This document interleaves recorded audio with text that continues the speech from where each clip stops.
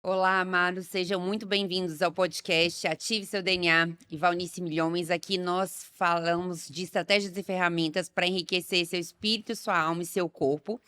E nós estamos aqui na série O Segredo das Mulheres da Bíblia em 2024. E o episódio de hoje é A Unção de Esther desbloqueie o seu favor e o seu destino em 2024. Nós vamos já começar a falar sobre Esther, né?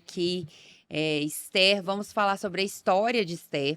Então, vou fazer um rápido resumo para que quem não conheça a história de Esther possa se ambientar, né? Porque a gente vai falar muito sobre Esther nos próximos episódios. Então, Esther, ela é órfã, né? Judia. E aí foi criada por Mardoqueu e depois se tornou rainha, né? E foi um instrumento para a salvação do povo judeu naquela época, milhares de anos atrás. Então, como que uma mulher que teoricamente era para ser rejeitada na época, né? Uma órfã judia se tornou, qual foi o passo, né? Qual foi o caminho que ela usou para se tornar realmente uma rainha, salvar um povo e fazer toda a diferença que ela fez. Então, no episódio de hoje, eu já quero começar a perguntar algumas coisas sobre essa preparação de Esther, estudando o livro de Esther. A gente começa a ver que tudo é uma preparação. E eu sempre fui muito curiosa com Esther, você já sabe. Sempre muito curiosa. E as pessoas, na verdade, muitas vezes olham, né? Muitas pessoas olham para você e falam: Nossa, mas a Valnice é uma mulher maravilhosa. E é mesmo uma mulher maravilhosa, disciplinada, sábia, tudo, empoderada, tudo, tudo, né? Saudável, com energia, vibrante. Hoje. Mas era essa mesma Valnice há 30, 40 anos atrás. Então as pessoas elas não entendem que tem uma construção, do mesmo jeito com Esther, né, eu sempre fui muito curiosa com a história dela, e não sei, sempre a história dela veio muito à minha mente, à minha cabeça. E sempre quando a gente começa a estudar, ela foi, né, foi levada para o palácio para ser preparada, então tinha 6 meses, os primeiros 6 meses era de uma preparação, os outros 6 meses de uma outra preparação. Então são várias preparações, se a gente está falando de preparações físicas, mas imagina preparações mentais, preparações espirituais, porque ela também tinha um mentor, uma pessoa que a acompanhava e a colocou naquele lugar. Mas eu queria começar já perguntando isso. Para nós realmente pensarmos nas virtudes de Esther, na unção de Esther, eu gostaria de pensar um pouco na preparação dessa mulher, para trazer para a nossa preparação no dia a dia, na preparação da mulher virtuosa, que a gente falou, né, no primeiro episódio, que essa mulher não nasce virtuosa, a gente não nasce super virtuosa, né? Até nasce, mas já temos o pecado, e aí passamos por aquele período. Como construir isso? Como é esse período de preparação? Como construir isso? Então, eu queria que perguntar, o que você acha que teve de mais importante na vida da Esther nesse momento de preparação? Qual você acha que foi o ponto mais importante para ela se tornar de uma órfã até uma rainha? Na realidade, não é o mais importante. Há vários elementos. E o primeiro vai sempre à base. Nada daquilo que nos vem hoje foi construído hoje. Tudo vem de um processo. E o primeiro passo está onde? Na formação, na infância, na concepção, no lar onde a pessoa nasceu. Nós levaremos para a vida as marcas da construção da infância. Começa com o DNA dos pais. Começa com o DNA dos pais. E aí, nesse momento, o processo de desenvolvimento do perfil, dos valores, vem do lar. Não há por onde fugir. Eu sempre, quando vejo alguém brilhante, seja homem ou seja mulher, eu penso nos pais. Quando você vê uma superação de alguém que não tem braços, não tem pernas, e que superação!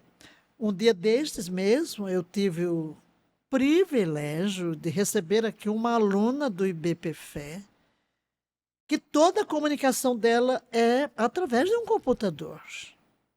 Mas ela já fez advocacia, já fez a prova da OAB e é aluna. Ela queria me ver, porque vem aqui através do hospital no Sara Kubitschek, onde ela é acompanhada, porque a mãe me escreveu, porque como é que ela vai fazer o estágio? E através disso aqui, porque ela não fala. Toda a comunicação é ali. Mas que superação! Eu penso logo nos pais. E os pais, então, Esther era órfã, não sabemos com quantos anos ela ficou órfã. Mas ela vem de uma família estruturada. Para mim, o papel predominante em trazer Esther não ao palácio, mas as características do seu caráter foi Mardoqueu. Eu sei que só se fala em Esther, mas sem Mardoqueu não haveria a Esther que nós conhecemos. Até porque ela Ele agiu em momentos chaves Sim, também. porque até ela mesma manifestou insegurança no momento decisivo, que talvez você pense, esse teria sido chave, no sentido de decisão, porque há vários momentos, porque ela é criada por Mardoqueu, e ela tem logo uma marca que ela manifesta, que traz da infância, obediência. Ela é submissa, porque Mardoqueu está no papel de pai. Ele não é um mero mentor, ele é um pai para ela. Mas a obediência, aquela característica de obediência, chega à idade adulta. Mesmo quando ela se torna rainha, ela vai. E depois, nós não podemos, no caso de Esther, eliminar a soberania divina. Porque não faz parte da escolha dela, não faz parte dos seus planos.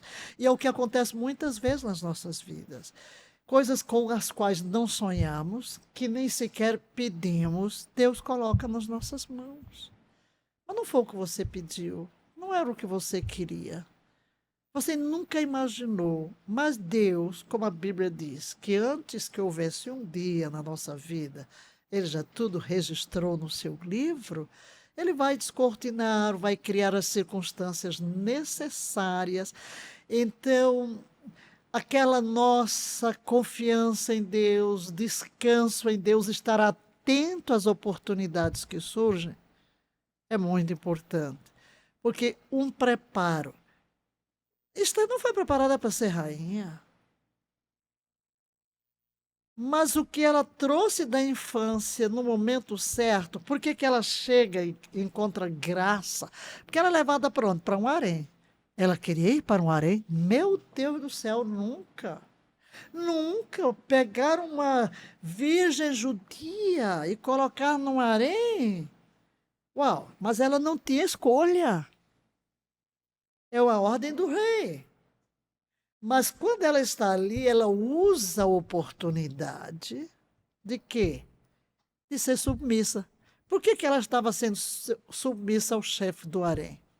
Porque ela aprendeu a ser submissa em toda situação. E quem aprende a ser submisso a Deus, é submisso aos pais, é submisso à autoridade, ele não vai ter problema na vida, porque ele sabe os seus limites, sabe obedecer leis, sabe obedecer princípios, ele reconhece a autoridade, ele reconhece a Isso ela reconheceu diante de Mardoqueu, diante do chefe do harém, diante do rei, quando chegou àquela altura. Para chegar a ser rainha, foi um processo, e esse processo é longo. Não sei quantas coisas você quer elaborar aqui, mas eu vou ficando aqui nesse preparo inicial, porque depois nós vamos ver o processo para se tornar, na realidade, rainha. Porque quando o rei coloca Vasti de lado, é também por um ponto de quê? Insubmissão. em submissão. Então, a marca, a virtude que é ressaltada em Esther, que a eleva em todo o processo de transformação de uma jovenzinha, de uma menina órfã numa rainha, essa marca, né? Essa marca de submissão, de gentileza, de humildade. E o que derrubou Vasti? Seu orgulho, sua desobediência, sua insubmissão.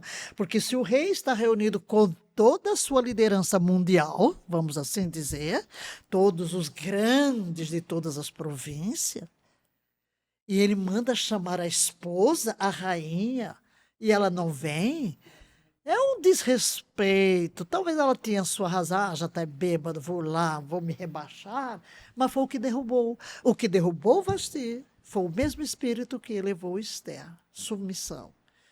Não buscar, ela não correu atrás de uma posição, não correu.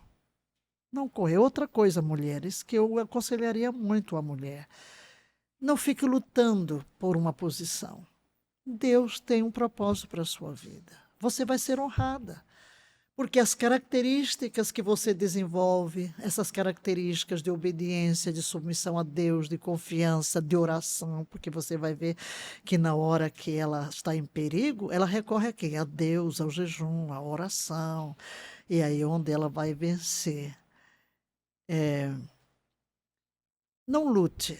Eu vou aqui trazer uma experiência pessoal, porque é aquilo que você vive no dia a dia. Nos meus dias, uma mulher não era pastora na minha denominação.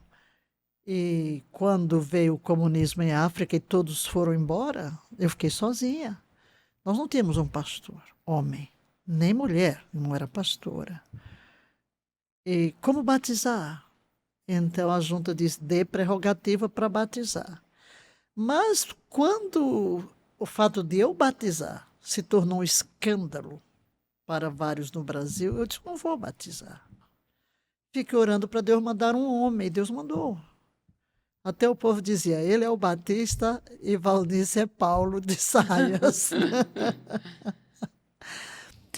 E eu fui nomeada primeira missionária da Junta de Missões Mundiais, mas como na minha denominação não era uma ordenação, era nomeação, cumpri os anos de serviço, pronto.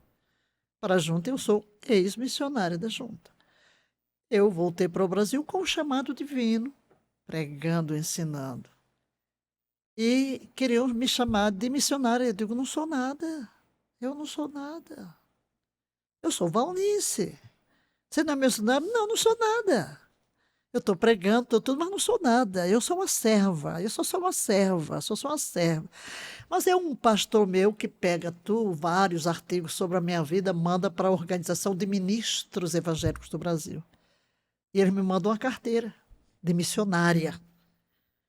Eu não considerei aquela carteira. Eu disse, isso não é. Eu nunca fui. Eu não sou ordenada. Na minha denominação não ordena. Aí esse meu pastor não conformado, no dia que nasceu o Ministério Palavra da Fé, convocou um concílio e me ordenou missionária.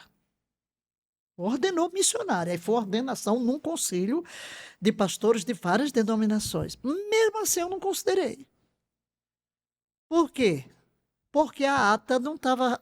A ata de ordenação, vamos assim dizer, não rezava o que foi. Chamava assim, pareceu bem os presbíteros do Recife, revestido de autoridade a missionária. Na cabeça deles, eu sou missionária. Na minha, não sou. E foram os homens que foram sempre me pegando. Eu nunca busquei uma posição. Nunca busquei um título. Mas depois já foi um pastor que Deus falou com ele que tinha que me ordenar pastora. Quer dizer, então os homens me pegaram e considerou um concílio de pastores, me ungiram pastora. E ele até disse para Deus, mas Deus, ela tem uma unção maior do que de pastor.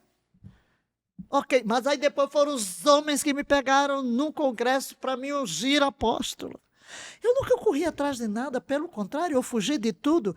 Mas o que Deus fez na minha vida foi reconhecido. Tornou-se reconhecido. São muitos anos de ministério. Então, nós não temos que correr por reconhecer. Vem um preparo na nossa vida para um tempo e Deus vai criando circunstâncias desde que nós tenhamos uma atitude correta, que foi o que aconteceu com Esther. Sempre submissa, sempre submissa. Então, quando o rei vai lá e pega, vai para o orelha, submete-se.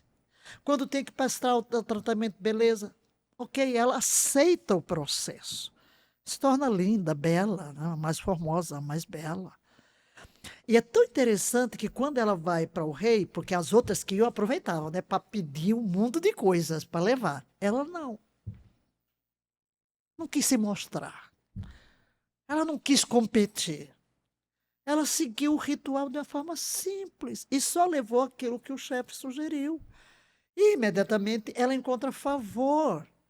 Por que o favor? Porque quando a bênção de Deus está sobre uma pessoa, ela encontra favor até do inimigo, quanto mais daquele que está procurando a esposa. E quando chega o momento da grande crise, que ela diz, não posso. O que é que ela diz? Tem lei, aqui tem lei. Aqui tem lei. Eu tenho que obedecer à lei. Aqui ninguém vai lá se não morre. Não posso. Mas aí entra Mardoqueu com a autoridade, que ela vai obedecer. Diz, não, espera ainda.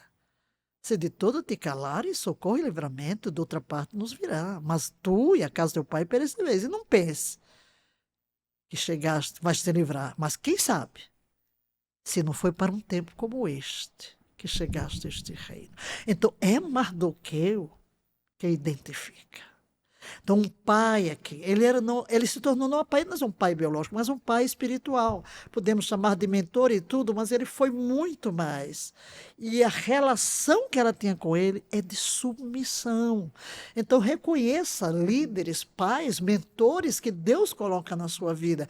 Porque no momento de que você pode perder o que Deus tinha, por medo, por insegurança, aquele conselho de sabedoria vai ajudar. E ela ainda, não significa que ela não está em temor, mas ela, para onde eu corro? Meu Deus, se eu obedecer meu pai, meu tio vai morrer, né? Mas ela crê em Deus. E ela diz, tudo bem, então vamos jejuar e orar. Já parece você, vamos jejuar e orar, vamos jejuar e orar. E é o que ela faz. E toma uma decisão corajosa, mas deixa aí essas características para depois estamos falando de preparo, né? Mas realmente ela tem um preparo que vem desde a infância, e isso nos ajuda a entender. Mas também eu quero dar uma palavra de consolo, mesmo que você não tenha tido uma boa formação na infância. Quando nós nascemos de novo, é um recomeço. E no recomeço, as virtudes de Cristo podem ser impressas em nosso caráter. É maravilhoso isso. Mas isso é uma das coisas que eu pensei, ao nós prepararmos esse podcast, né, a mulher virtuosa. E me lembrei, né, uma mulher virtuosa é filha de pais virtuosos, né, ou de um lar virtuoso, né. Certamente ela recebeu essas características ou na infância, provavelmente na infância. Se ela não recebeu, ela também pode desenvolver isso depois, né, vai dar um pouquinho mais de trabalho. Vai sofrer um pouquinho, mas essa é a importância também dos pais, né, tanto do pai quanto da mãe, nessa formação das características dessa mulher virtuosa. Então, todas essas características de obediência, de temor a Deus, de oração, né, muitas vezes eu ouço de alguns pais ou, de algumas mulheres que falam: "Ah, não, meu filho às vezes faz muita bagunça, então não levo para a igreja", né. E a gente tem vários versículos bíblicos a respeito disso, né, ensina o caminho aonde deve andar, que durante a infância, que na adolescência, na vida Porque até adulta, na velhice não se na velhice desviará. ele não vai se desviar. Então isso é muito das características da mulher virtuosa. Então, se você ensinar o princípio básico da oração, que aí está embutido todos os outros princípios, é muito mais fácil que ela consiga alcançar a sua posição, o seu propósito, a sua missão, porque realmente hoje nós, principalmente no dia de hoje, nós temos uma batalha imensa pela identidade. Né, hoje, principalmente, é muito importante a gente estar falando sobre mulheres, mas é muito importante que a gente fale que realmente a gente tem uma batalha pela identidade. As crianças muitas vezes, em vários lugares, não conseguem identificar, né, o que é homem, o que é mulher, o que não é, tá muito confuso. Então, ainda agora, neste momento, ainda é mais importante que os princípios eles sejam edificados na infância e fortalecidos na infância, para que isso não afete a identidade da pessoa, a identidade esteja fortalecida ao longo da vida, ao longo dos desafios, das adversidades. Exatamente, exatamente. É importantíssimo, porque a sua identidade está em Cristo, a sua identidade vai ser encontrada em Cristo. Voltando ainda a Esther, que ela encontrou, na realidade, uma identidade de coragem. Se eu ressaltasse uma primeira característica, assim, no desempenho dela para se tornar salvadora da nação, foi a coragem. Falamos da obediência, mas aqui, que coragem! Por quê? Há uma lei, e era a lei dos medos e persas que não pode ser revogada. Só que havia um adendozinho, uma esperançazinha. Se o rei estender o cetro, então, ok, a pena não será executada.